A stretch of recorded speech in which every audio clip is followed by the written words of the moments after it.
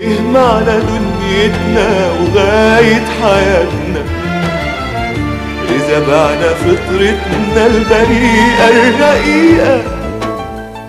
وإزاي نبص لروحنا جوا مراياتنا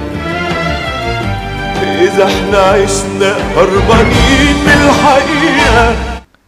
حبيت زميلتي في الشغل وهي كمان حبتني. مش قادر اقول لها ان والدي مسجون في قضية سرقة. لو هي قبلت اهلها اكيد مش هيقبلوا، وانا بحبها جدا ومش قادر استغنى عنها. اصارحهم ولا اخبي عشان ما اخسرهاش؟ مش قادر اقولك لو كنت مكاني، عشان ما احبش ان اي حد يكون في الموقف ده ويتحاسب على غلطة هو ملوش اي ذنب فيها. لكن ارجوك قولي اعمل ايه؟